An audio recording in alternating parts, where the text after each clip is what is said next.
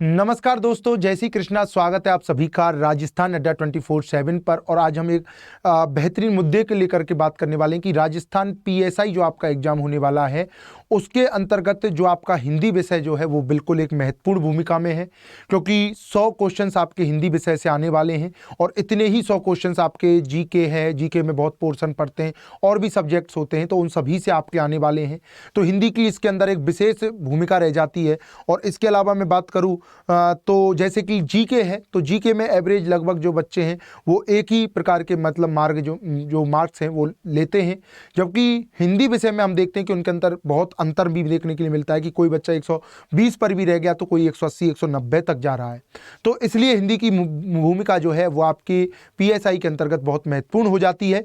तो हम बात करते हैं कि वो उसके अंतर्गत एक प्रकार से प्रश्न पत्र का एनालिसिस करते हैं कि पुराने एग्जाम पेपर जो हुए हैं उन हिसाब से जो है कितने नंबर के किस टॉपिक से उठाए गए, कितने पूछे गए, लगभग सेम वही पैटर्न रहने वाला है। तो अपनी जो तैयारी है उसको हिंदी विषय में एक अच्छी दिशा मिले, तो उसके लिए हम बात करने वाले। उससे पहले मैं आपसे बात कर लेता हूं कि ये आपके बेटा राजस्थान ये अड्डा 24/7 की मोबाइल एप्लीकेशन ऐप है, जिसके अंतर्गत जिन भी बच्चों ने अभी इसको डाउनलोड नहीं किया है वो जल्दी से डाउनलोड कर लें। डिस्क्रिप्शन में लिंक दी गई है, क्योंकि इसके अंतर्गत आपको ये सारी चीज़ें प्रीमियम स्टडी मटेरियल है, करंट अफेयर्स है, जॉब अलर्ट्स हैं, डेली क्विजेज हैं, चाहे वो सब्जेक्ट वाइज हों चाहे वो पावर कैप्सूल्स हैं, ये सभी आपको फ्री ऑफ कॉस्ट मिलने वाले हैं। तो बिल्कुल अपनी तैयारी को बेहतर बनाएं। पीडीएफ भी इसके अंतर्गत आपको मिलने वाले हैं। तो बात करते हैं सर पेपर फर्स्ट, यानी कि जो आपका हिंदी विषय का पेपर होने वाला है उस पर हम बात करने वाले हैं। तो देखिए सर, दो आपके होंगे, पेपर फर्स्ट हिंदी का होगा और दूसरा आपका जो जीके जीएस वाला है वो होने वाला है। हिंदी की मैं बात करूं तो 100 क्वेश्चंस इसके अंतर्गत आएंगे और प्रत्येक क्वेश्चन आपका 2 नंबर का होने के कारण ये आपके 200 नंबर का पेपर होता है, ठीक है ना। जैसा कि मैंने आपको बताया, मैं एक बार फिर बता देता हूं, पेपर फर्स्ट में जो सभी विद्यार्थी होते हैं वो लगभग क्या होते हैं, आपके समान जो नंबर हैं वो ला पाते हैं। जैसे कि एवरेज बच्चा भी है वो भी है, तो उनमें ज़्यादा मतलब ऐसा हमें डिफरेंस देखने के लिए नहीं मिलता है। लेकिन हिंदी में जो पेपर है उसमें हमें खूब डिफरेंस देखने के लिए मिलता है। और फिर ये मुख्य भूमिका में इसलिए भी हो जाता है क्योंकि अकेला जो है 100 क्वेश्चंस लेकर के जा रहा है। और फिर दूसरा क्या है, सामान्य हिंदी है, सारी की सारी सामान्य हिंदी है, तो इसको बिल्कुल आप पढ़ के जो है अच्छे से इसमें जो है कवर इसको कर सकते हैं। तो ये भी बिल्कुल महत्वपूर्ण हो जाता है। तो अब हम बात करते हैं कि जो पिछले जो एग्जाम पेपर रहे, पिछला जो एग्जाम पेपर रहा, तो उसमें किस टॉपिक से किसने प्रश्न उठाए गए, हमें मतलब कौन सा टॉपिक जो है वो महत्वपूर्ण उसके लिए होता है, ठीक है ना, उस हिसाब से हमें पढ़ना चाहिए। तो आगे हम बात करते हैं, सब ध्यान देंगे आप सभी। तो देखिए सर, ये आपका शब्द विचार वाला टॉपिक है। मैं एक बार हट जाता हूं, सामने से आप देखेंगे शब्द विचार वाला जो टॉपिक है, यानी कि इसके अंतर्गत जैसे कि तत्सम तद्भव शब्द हैं, संज्ञा है, सर्वनाम है, क्रिया है, विशेषण है, अव्यय है। तो इसके अंतर्गत देखिए सबसे ज्यादा जो आपके पूछे गए तत्सम तद्भव से पूछे गए। और देखिए तत्सम तद्भव में हमें परेशानी भी थोड़ी सी इनको पहचानने के लिए होती है। संज्ञा सर्वनाम फिर भी हमारे लिए आसान पड़ते हैं, तत्सम तद्भव तो इसलिए देखिए 7 पूछे गए। तो ऐसा तो है नहीं है कि भाई अब की बार वो बिल्कुल भी नहीं पूछेगा, तो इसलिए ध्यान रखना कि तत्सम तद्भव शब्द जो हैं वो हमें इन पर गौर करना है। इसलिए भी क्योंकि एक तो पूछे भी अधिक नंबर के गए हैं और फिर जो है थोड़े से हमें याद रखने में भी थोड़े से जो है डिफिकल्ट पड़ते हैं, तो इसलिए महत्वपूर्ण हो जाता है। संज्ञा से आपके 4 क्वेश्चन पूछे गए, संज्ञा वैसे भी आपका आसान पड़ता है। सर्वनाम से आपका कोई क्वेश्चन नहीं पूछा गया, तो सर्वनाम से जो है, लेकिन अब इसमें क्या है, किस प्रकार से बांट देंगे कि भाई संज्ञा में कम रख दिए, तो इसका मतलब नहीं कि सर्वनाम से पूछे नहीं जाएंगे, पूछे जाएंगे, ठीक है ना। क्रिया से 4 नंबर के, विशेषण से 1 नंबर का आपका पूछा गया, अव्यय से 1 नंबर नहीं, ये 3 क्वेश्चन है, क्वेश्चन की संख्या है 3 क्वेश्चन जो है आपके अव्यय से पूछे गए हैं। यानी कि अगर मैं शब्द विचार वाले टॉपिक के अंतर्गत बात करूं तो आपको तत्सम तद्भव जो शब्द है उस पर आपको मेन भूमिका में उसको अच्छे से पढ़ना होगा, क्योंकि ये और संज्ञा सर्वनाम क्रिया विशेषण ये आपके आसान भी पढ़ते हैं। इन नंबरों का वर्गीकरण इनमें कर दिया जाएगा, जैसे कि सर्वनाम 1-2 नंबर का दे दिया, इनमें से घटा दिए। तो आपको ये इससे थोड़ा सा क्या है कि आपके दिमाग में एक मैप तैयार हो जाएगा कि भाई हमको जो है किस टॉपिक पर थोड़ा अच्छे से ढंग से बात करनी है, किस पर टॉपिक आप सभी को आपको पता है, सिलेबस में डिस्कस कर ही चुका हूं, बिल्कुल सामान्य हिंदी वाला है, पढ़ करके आप निकाल सकते हैं। शब्द संरचना जो है उससे आपके 18 क्वेश्चन आपसे पूछे गए, ठीक है ना। तो जैसे कि संधि है, तो देखिए संधि से 6 क्वेश्चन आपके पूछे गए, समास से आपके 5 क्वेश्चन पूछे गए, उपसर्ग से 4 हैं और प्रत्यय से 3 हैं। अब 4-3 इसको तुम ज्यादा कम नहीं कह सकते हो, 4-3 इनको ज्यादा कम नहीं कह सकते हो। यानी कि संधि और समास का वेटेज, देखिए संधि समास एक टॉपिक भी अच्छा टॉपिक है, यानी कि उनका वेटेज उपसर्ग प्रत्यय से थोड़ा सा ज्यादा है। ये हमारा एनालिसिस यहाँ पर निकलता है, ठीक है ना। उपसर्ग और प्रत्यय से थोड़ा सा ज्यादा है।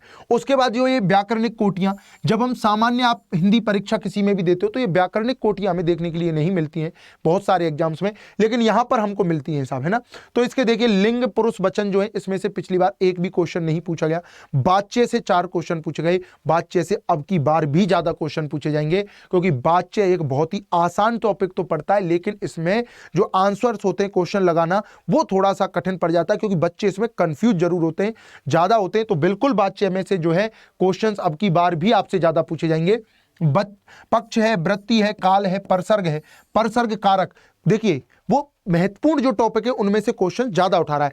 परसर्ग कारक है, तो कारक में क्या होता है, विभक्ति चिन्ह जो आपके होते हैं तो उनको ढूंढना भी कई बार हमें कठिन पड़ जाता है, क्योंकि कई बार विभक्ति चिन्ह में कोई और दिखाई दे रहा होता है और उसका जो कारक का जो भाव है, वाक्य का जो भाव है वो कोई और ही निकल रहा होता है, इसलिए महत्वपूर्ण हो जाता है। तो इनमें से जो है जैसे कि 2-2 नंबर की दिए, तो इनमें से आपके पास लिंग पुरुष वचन पे ध्यान दे ले, इनमें से पक्ष वृत्ति काल में से ना पूछे, या पूछे तो कम पूछ ले, ऐसे बांट सकता है। लेकिन इसमें से जो आपका महत्वपूर्ण निकल के आता है वो वाच्य और परसर्ग, ये आपके लिए महत्वपूर्ण हो जाता है, ठीक है ना। और टॉपिक भी जो है आपके अच्छे हैं। तो इनमें से मैं बात करूं तो वाच्य और परसर्ग ज्यादा महत्वपूर्ण है बजाय इनके का मतलब ये नहीं कि इन पर हमें ध्यान नहीं देना है, बस कौन सी चीज हमें ढंग से पढ़नी है, कौन सी चीज हमारे लिए टफ भी पड़ेगी। वाच्य थोड़ा सा सरल टॉपिक है, लेकिन हम पढ़ते ऐसे हैं कि इनमें थोड़ा सा कंफ्यूज रहते हैं। ये आपका हो गया है साहब, ठीक है ना।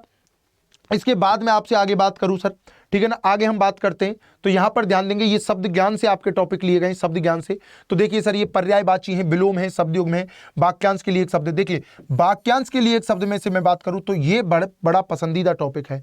अब की बार तो नहीं, उससे पहले हाईकोर्ट एलडीसी का जो एग्जाम हुआ उसमें भी ये 7 क्वेश्चन पूछे गए, इसमें भी 7 क्वेश्चन पूछे गए। तो अगली बार भी इसमें पूछे जाएंगे, क्योंकि एक अच्छा टॉपिक बनता है, क्योंकि कई शब्द ऐसे होते हैं जो हमने नहीं पढ़े हुए होते हैं, तो इस वजह से तो ध्यान रखेंगे। इसमें पर्यायवाची है, विलोम है, शब्दयुग्म है। अब आपके सामने ये समस्या रहती है कि साहब इनको हम कैसे मतलब थोड़ा सा पढ़ें, क्योंकि ये तो रटना है। तो बिल्कुल साहब रटना है, पर इसका मतलब ये नहीं है कि अब तो तुमको दे दिया ये कह करके छोड़ दिया कि साहब तुम्हें रटना है और इसके अलावा कोई उपाय नहीं, ऐसा कुछ नहीं है। ये प्रैक्टिस से आते हैं साहब।